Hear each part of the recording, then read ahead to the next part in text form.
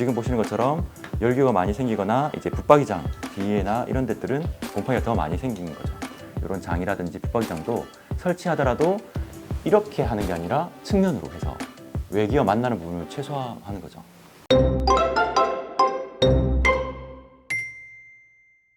일단 기밀은 여러분들도 잘 알잖아요. 틈새 바람 안 들어오게 한다는 거. 그런데 지금부터 제가 설명드리려고 하는 이 열교 파트는 사람들이 단어도 생소하지만 시각적으로 뭔가 보여지는 것도 아니기 때문에 이해하시는 데 되게 조금 어려운 부분이지만 제가 차근차근히 한번 설명을 드리도록 하겠습니다. 여러분들께서 집에 요즘 가습기 틀고 하실 텐데 꼭 이렇게 습도계 같은 것들을 하나 두시고 진짜 정말 습도 관리는 잘 해주셔야 되거든요. 그래서 40%에서 60% 정도의 습도를 유지해 주시는 게 제일 좋은데 우리나라 같은 경우에는 실내에서 설명드린 것처럼 밥도 하고 빨래도 널고 하면서 엄청나게 많은 습기들이 많으면서 실내에 어떤 결로나 곰팡이 같은 걸 유발하기도 하고 60%보다 더 많이 생기면 이제 곰팡이 포자가 엄청나게 많이 번식할 수 있는 조건이 되고 40% 이하가 되면 이런 바이러스들이 활동이 증가돼요. 그래서 감기 같은 것들이 겨울철에 더 많이 걸리는 이유가 그런 것입니다. 내단열 건물에서는 열교뿐만이 아니라 그런 열교로 인해서 온도가 설명드린 것처럼 영하 7도 가까이 내려가면 내부에 있는 습기들이 여기 단열재 뒤편으로 이렇게 이동하면서 결로가 뚝뚝뚝 떨어지는 거죠. 그래서 리모델링 하거나 이렇게 보면 여러분들 단열재 뒤편에 이렇게 물이 주르륵 주르륵 흐른다거나 검은색 곰팡이들이 창궐해 있는 것들을 보실 수가 있어요. 그래서 이 모퉁이에 곰팡이들 삐져나와가지고 하는 거 아무리 백날 닦아봤자 이 뒤에서 원천적으로 일어나는 문제들을 해결하지 못하니까 그거는 진짜 언발의 오줌 누기밖에 안 되는 거죠. 그래서 이런 것들이 열교와 그런 내단열 건물에 대한 특성 때문에 그런 거고 지금 보시는 것처럼 열교가 많이 생기거나 이제 붙박이장 뒤에나 이런 데들은 곰팡이가 더 많이 생기는 거죠. 공동주택 같은 경우에는 여기에 두 개가 있는데 이쪽 건물은 이 측벽 부분을 이제 외단열로 한 사례고 여기는 내단열 건물이다 보니까 이렇게 열이 많이 빠져나가는 것들을 이제 열화상 카메라로도 확인할 수가 있습니다. 그리고 우리가 짓는 빌라라든지 사는 빌라라든지 이런 것들을 보면 이런 콘센트로도 이제 단열 손실이 생기면서 이제 열교가 생기거든요. 그래서 이런 단열재가 내부에 있는 단열재가 있는데 이런 박스를 집어넣기 위해서 단열재를 빼놓으니까 열화상 카메라로 찍어보면 아시다시피 엄청나게 많이 떨어지죠. 지금 보시면 짙은 파란색이 거의 10도까지 떨어지거든요. 그래서 이 내부에 계속 차단기가 내려갈 수밖에 없는 겁니다. 결로가 생겨가지고 그 콘센트 부위에 계속 합선을 만드니까 차단기가 내려가는 거죠. 그래서 이런 것들은 이제 가능하면 열교도 열교지만 안전을 위해서라도 이제 피하는 게 좋겠다라는 거고. 근데 지금까지는 우리가 이 열교라는 것들에 대해서 전혀 고민을 안 하고 이제 건물을 짓고 하다 보니까 이렇게 외부에 이런 무거운 돌 같은 것들을 할 때는 이런 그 철물 같은 것들을 다 그냥 고정해가지고 돌을 매달았어요. 그러다 보니까 여기로 열이 엄청나게 많이 빠져나가고 지금 보시는 것처럼 이런 작업하시는 분들이 그런 생각들이 없으시니까 단열재 부착해 놓고 이렇게 다 작업하기 편하게 뻥뻥뻥 구멍을 뚫어 놓는 거예요. 그래 놓고 다 이제 화스너 같은 것들로 앵커를 다 고정해 놓고 그나마 여기에 다시 폼을 쏘거나 하면 좋겠지만 그걸 정말 그냥 이렇게 대충 잘라 놓은 걸 그냥 끼워 넣고 말지 정말 꼼꼼하게 우레탄 폼 같은 걸 쏘아줄지 그거는 모르는 거죠. 그래서 이런 것들을 줄이기 위해서 열교 차단 패스너라는 것들이 있고요. 그래서 지금 보시다시피 단순하게 이렇게 철이 관통하는 게 아니고 이게 외부와 만나는 지점, 부재와 부재가 만나는 부분들을 다 이렇게 플라스틱 자재 같은 것들을 통해서 이격시켜서 열이 조금이라도 덜 빠져나가게 만드는 그런 자재들도 있습니다. 그리고 이런 것들은 단열 트러스라고 해서 여기서는 이렇게 앵커를 박지만 여기서부터 여기까지는 스테인리스 트러스로 이렇게 연결되어 있거든요. 그리고 그 안에 다 단열재가 충진되어 있기 때문에 훨씬 열이 덜 빠져나가는 거죠. 그래서 외부의 돌이라든지 무거운 것들을 할 때는 이런 것들, 콘크리트 건물에서는 이런 것들도 많이 사용하고 있고요. 그리고 조적 건물 같은 경우에 대부분 보면 이렇게 쭉 쌓아오다가 창이 설치되는 부분에 이렇게 감아서 이렇게 벽돌을 많이 설치하시거든요. 그러면 이런 부분들은 다 그냥 열교가 생길 수밖에 없어요.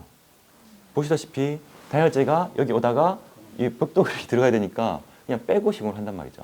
그러면 여기에 열이 빠져나가면서 그래서 창호 주변에는 항상 곰팡이 같은 것들이 더 많이 생길 수밖에 없는 이유입니다. 그래서 이런 것들도 설계할 때부터 단열재를 최대한 창호와 만나게 해주고 오히려 이런 부분들은 그냥 벽돌을 감아서 이렇게 올 게 아니라 얇은 후레싱 같은 것들을 이용해가지고 처리를 해주면 훨씬 열교가 생기는 것들을 막아줄 수 있는 거죠.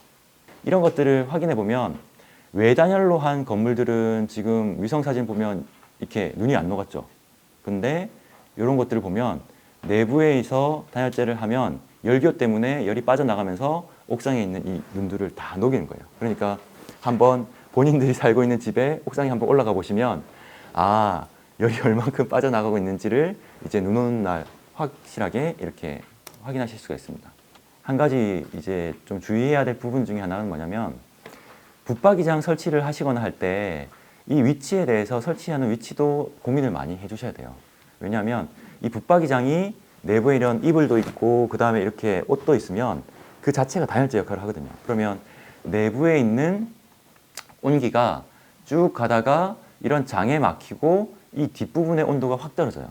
그러면 그래서 이 붙박이장 뒤라든지 가구 뒤에 곰팡이가 더 많이 생기는 겁니다. 그래서 지금 보시는 것처럼 차라리 없다면 여기는 표면 온도가 뭐 19도 정도 유지가 될 텐데 이 붙박이장 있고 공기층이 생기면서 오히려 훨씬 더 떨어지는 것들 때문에 문제가 돼서 그래서 이런 아파트 카탈로그 같은 거 보시면 지금은 보시다시피 이런 붙박이장 이런 것들을 옛날과 다르게 외벽과 만나는 부분은 절대 안 만들어요.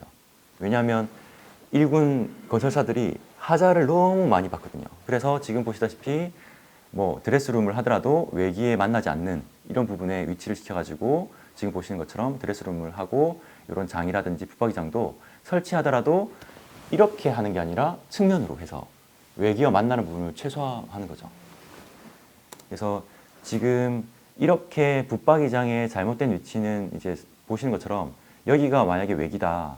근데 여기에 드레스룸 같은 것들을 이렇게 만들어 놓으시면 여기에 있는 옷 때문에 이제 뒷부분에 온도가 떨어지겠죠. 그러면 여기 곰팡이 같은 것들이 훨씬 더 많이 발생할 수가 있습니다. 그래서 혹여라도 어쩔 수 없이 이렇게 배치를 해야 된다. 그러면 이 드레스룸에 있는 장을 오픈형으로 만드시는 게 좋아요.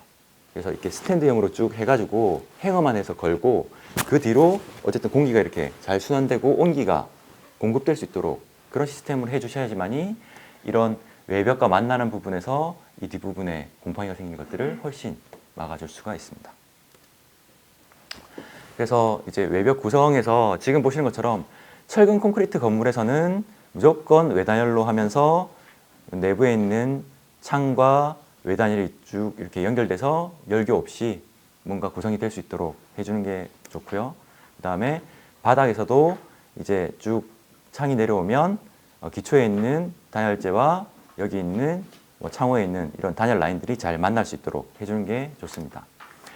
이 도면은 그 한국 패시브 건축협회에서 이제 표준주택이라고 해서 공급하고 있는 이제 그 건물의 벽체 구성입니다. 그래서 2x6로 이렇게 다 구조물이 쭉 가면 여기 합판을 대고 그 다음에 여기다가 2번의 외단열을 추가를 합니다. 상을 이렇게 크로스 시켜가지고 그래서 여기서 생기는 열교들이 이런 외단열로 상쇄될 수 있도록 그렇게 해주는 거죠. 그래서 이렇게 구성을 하면서 내부에는 가변형 방습지 같은 것들을 쭉 둘러서 여기 있는 내부에 있는 습기가 이 안으로 들어가면서 여기서 결로가 생기지 않도록 막아주고 외부에서는 방수 투습 멤브레인 그러니까 뭐 타이백이든 아니면 뭐 다른 제품들 같은 것들을 여기다 설치를 해가지고 이제 물이 들어오지 않고 공기가 틈새 바람이 들어오지 않도록 이렇게 만들어주는 게 이런 구성들로 하는 거죠. 그래서 아래쪽에도 마찬가지로 지금 창호 아랫부분도 벽체를 이렇게 외단열을 추가해서 하고 이 하부 부분은 뭐 좀 방수 시트 같은 것들을 해서 여기 있는 투습 방수지 같은 경우에 고여 있는 물들은 스며들 수가 있거든요. 그러니까 이런 부분은 혹시라도 물이 스며들면 방수가 될 수 있도록 여기에 방수 시트를 추가하는 그런 구성으로 되어 있습니다. 그래서 창호 상부도 이런 방수 라인과 방습 라인들이 다 이렇게 될 수 있도록 구성을 하게 되는 거죠. 그래서 지금 보시는 것처럼 제가 오늘 쭉 말씀드리고 싶은 거는 이런 건물에 있어서의 이 하나만으로 보셔도 틈새 바람 안 들어오게 내외부로 뭔가 이렇게 막을 형성해가지고 습기도 막아주고, 그 다음에 열교가 생기는 것들을 막아주기 위해서 외부에 추가적으로 단열재를 덧대가지고 더 막아주고 하는 그런 구성들로 집을 지어주면 훨씬 따뜻하고 이제 곰팡이 걱정 없는 집을 지을 수 있다라고 이제 조금 소개해드리고 싶어서 쭉 거침없이 흐름을 가지고 이야기를 드려봤습니다.